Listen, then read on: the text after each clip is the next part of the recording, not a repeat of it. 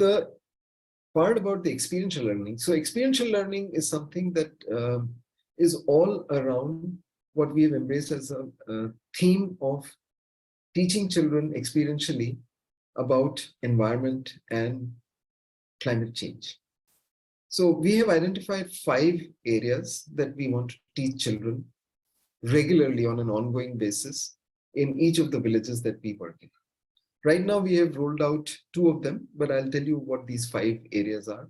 The first one is about teaching children about nature and nutrition. The second one is about teaching children about the value of water and understanding of the depleting water table problem and how to address this in real life. And the third one is about waste management. The fourth one is about teaching them about renewable energy, specifically about solar energy. So, and the fifth one is about teaching children about health hygiene and specifically about menstrual health and hygiene for the adolescent girl children. Now, how this relates to the environment is that in this last intervention, we are looking for organizations that actually provide eco-friendly sanitary napkins. And currently, we are still exploring this option. And more importantly, the thing is not only that they should be eco-friendly, but they should be such that they can be locally made and developed by the women in the villages, so that there is a constant supply of these sanitary napkins, which are eco-friendly, in the villages for the women and the adolescent culture.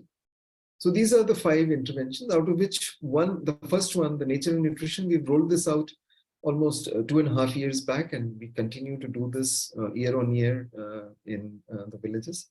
So maybe and the second one, which we just completed a pilot, and now we are rolling it out in all the villages. So as of now, this second one is about what we call as Jal Vriddhi, which is about teaching children about the value of water, the water table depletion problem, and how to address that, how to increase the water levels.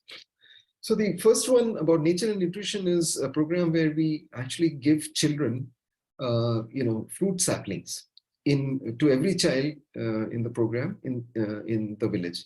So we give them 4 different types of fruit saplings. So these could be papaya or guava or pomegranate or moringa or banana. So these kinds of things are given to the children.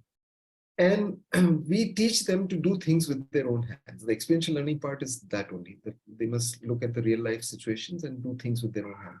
So we teach them how to dig pits, how to create a fence, and to plant this, do these pits and fencing in their own home, and then plant the sapling. So we tell them also that you go and find out, for relevant to your plant, what is the natural manure that you will be using.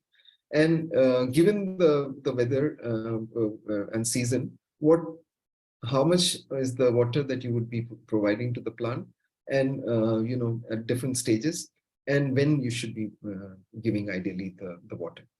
So this is the first time that the children are actually going to their parents and talking to the community farmers to know more about this thing. So the idea here is also that children should get to understand that if there are things that are not known to them, it is not that they just go and talk to their friend, their closest friend.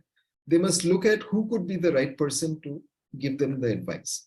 So that's one part. But the other is that we also get children to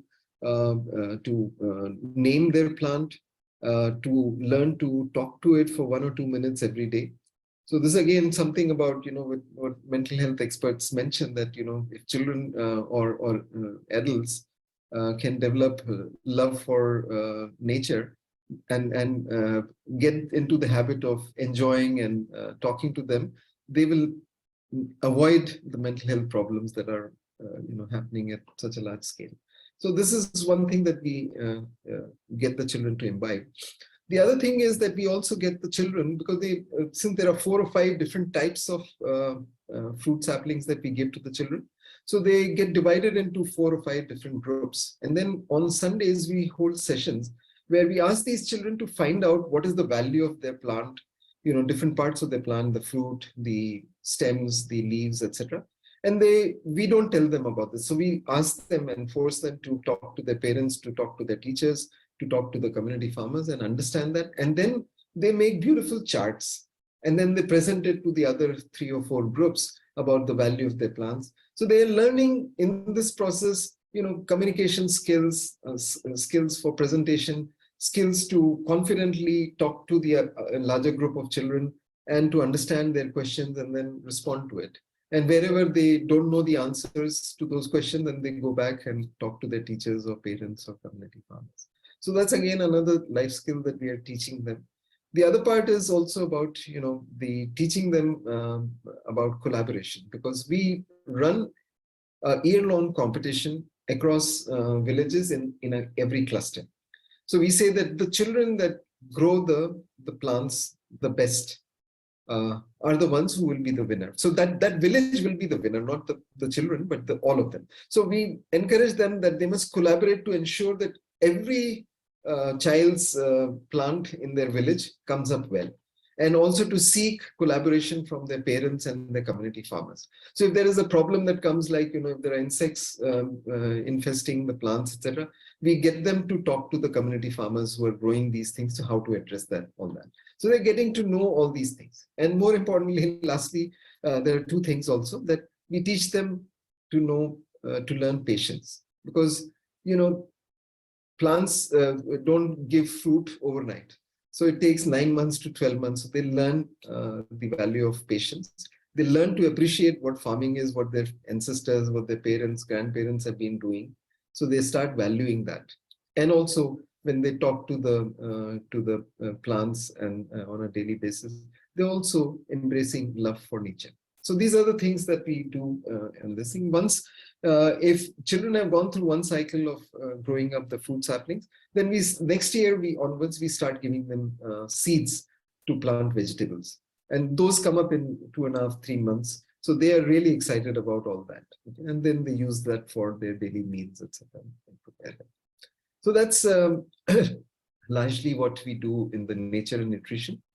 The nutrition part is, of course, the parents are also very happy that the children get to consume nutritious foods. And also one of our measures for selecting the village that is a winner is that how well the children are exchanging their fruits with others, and sharing that. So there are a lot of other things that children also learn in the process.